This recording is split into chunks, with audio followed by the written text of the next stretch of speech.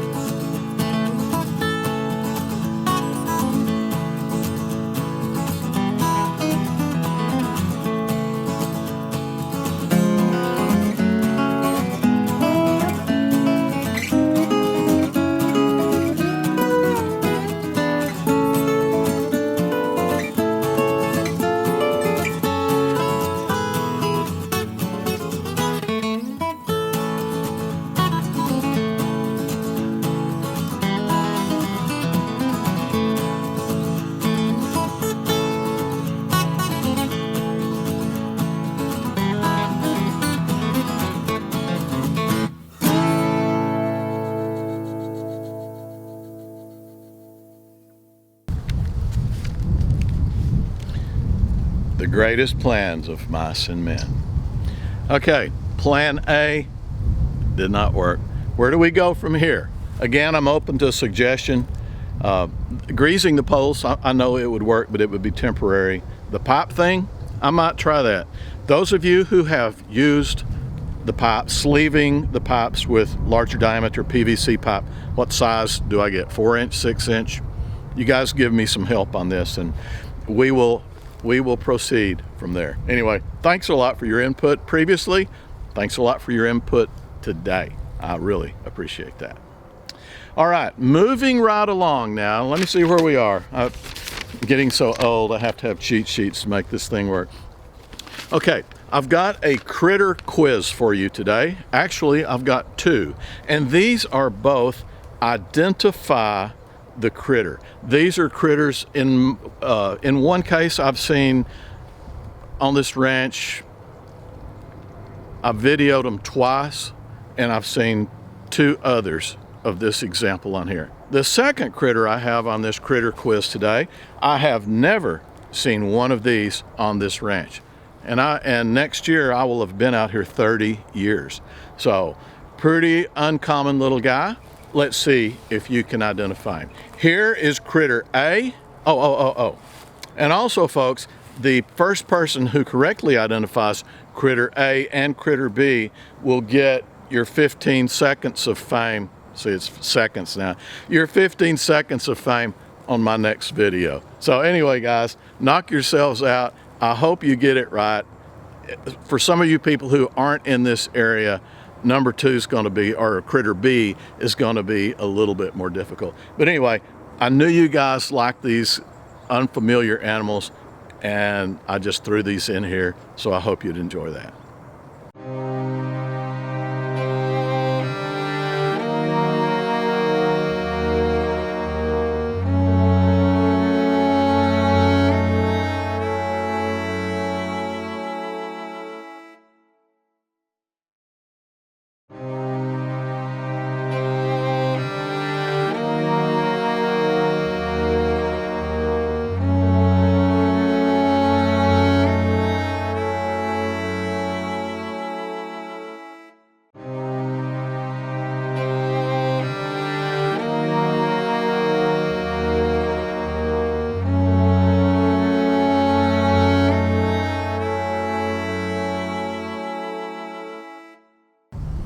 Okay, there you have it, critter A and critter B.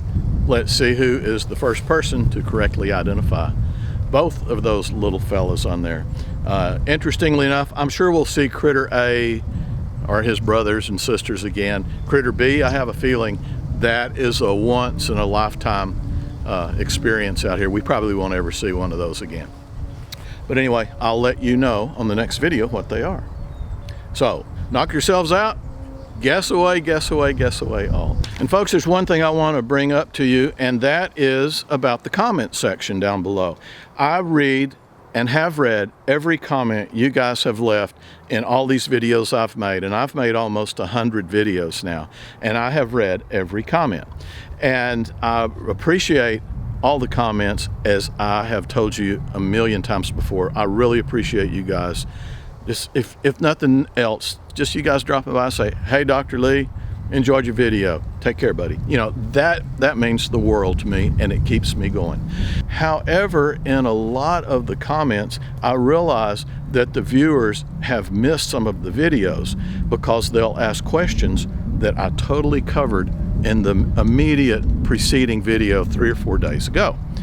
And a lot of times I'll come back and I'll say, well, go back to last week's video and watch it, because it covers all those questions. And then they say, Doe, I'm sorry, you know, I missed that video.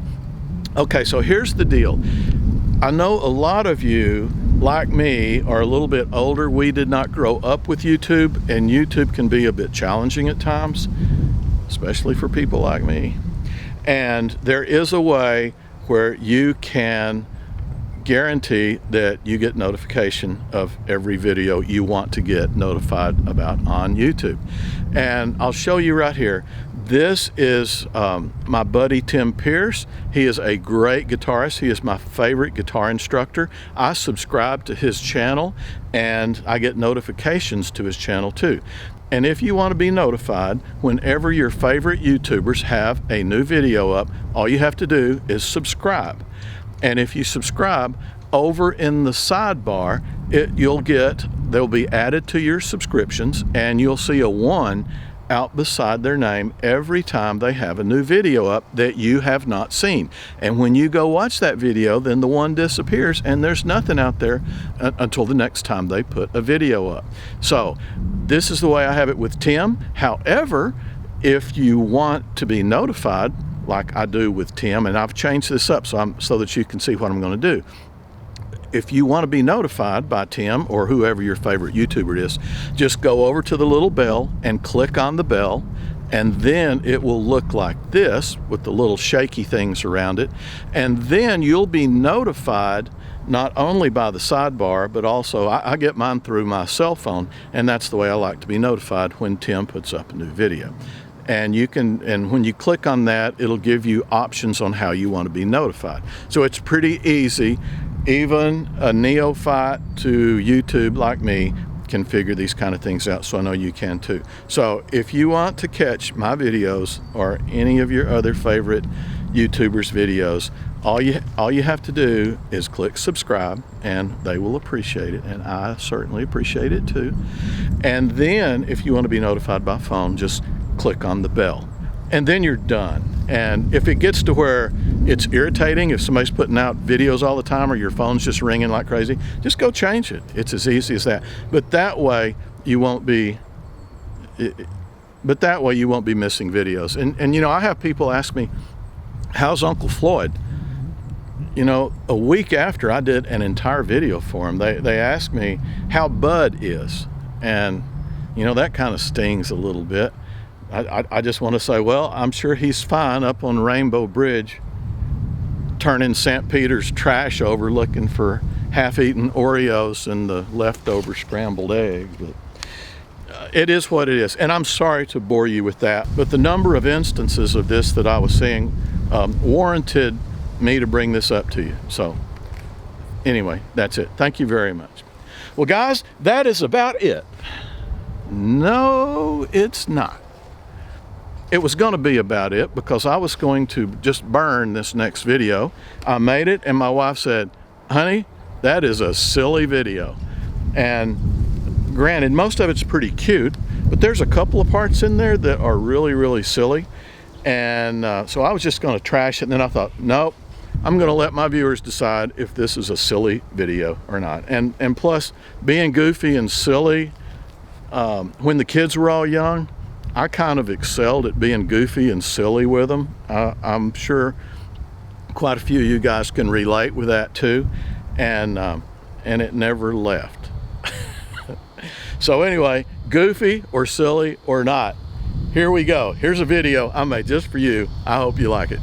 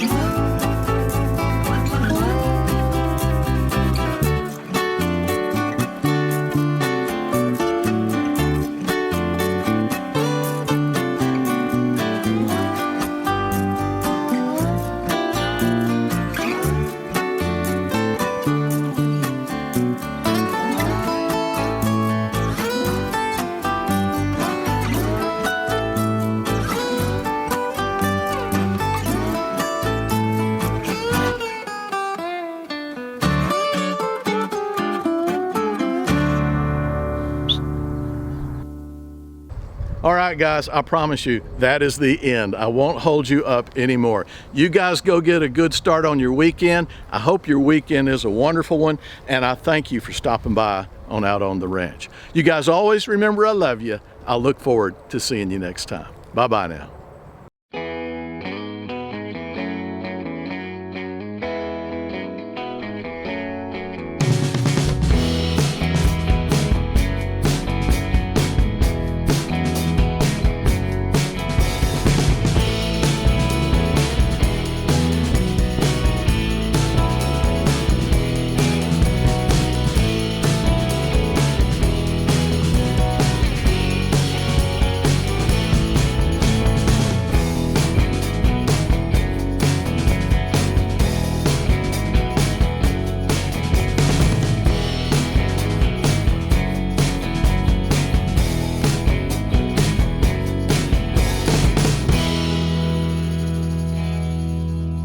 So what you doing there, Al? Neutering a dog, Dad. All right. Who's gonna learn you? That's a mistake.